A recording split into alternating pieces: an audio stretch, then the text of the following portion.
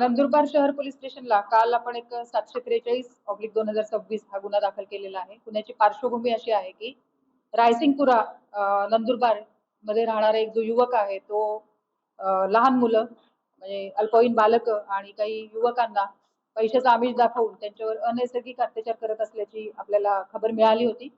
त्या एसडीपीओ नंदुरबार आणि police station Nandurbar शहर प्रभारी अधिकारी यांनी एक पथक स्थापन केलं होतं आणि त्या पथकाने संबंधित युवक ज्या ठिकाणी येणार आहे त्या ठिकाणी पाळत ठेवून त्या युवकाला ताब्यात घेतलेला आहे. आणि ताब्यात घेतल्यानंतर त्या युवकाच्याकडे चौकशी केली तेव्हा त्याने स्वतःचं नाव चेतन प्रकाश पोळी वय 22 वर्ष रायसिंगपुरा नंदुरबार असं सांगितलेलं आहे.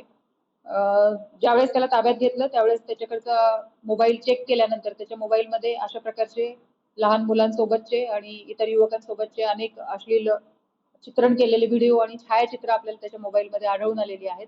आणि त्यावरून नंदुरबार शहर पोलीस स्टेशनचे पोलीस कॉन्स्टेबल जे आहेत रुपेश पगारे यांच्या तक्रारीवरून आपण नंदुरबार शहर पोलीस स्टेशनला एक गुन्हा दाखल केलेला आहे आणि त्याला लैंगिक अपराधापासून बालकांचे संरक्षण आणि बालकांची काळजी आणि संरक्षण अधिनियमाची विविध कलमं आपण लावलेली आहेत. प्राथमिक तपासामध्ये असं निष्पन्न झालंय की हा आरोपी 2022 पासून अशा प्रकारची कृत्य करत आहे आणि आपल्या मोबाईलमध्ये चित्रण करून वारंवार त्या युवकांना आणि लहान बालकांना अशा प्रकारचे नैसर्गिक अत्याचाराचं ब्लॅकमेल करून त्यांच्यावर नैसर्गिक अत्याचार करत आहे असं प्राथमिक तपासामध्ये निष्पन्न झालेलं आहे. आपण त्याचा मोबाईल जप्त करून तो तपासणीसाठी पाठवत आहोत आणि सदर युवकाला आपण पहाटे ताब्यात घेतलेला आहे, अटक केलेली आहे. प्रथम दर्शनी साधारणपणे 30-40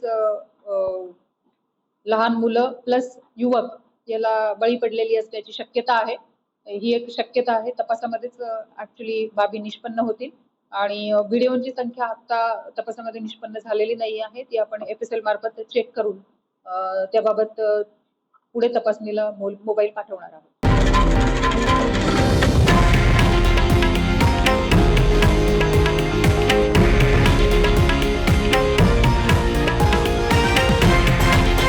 हे आहे देशातील नंबर 1 न्यूज नेटवर्क आणि आपण पाहत आहात TV9 मराठी, एकमेव.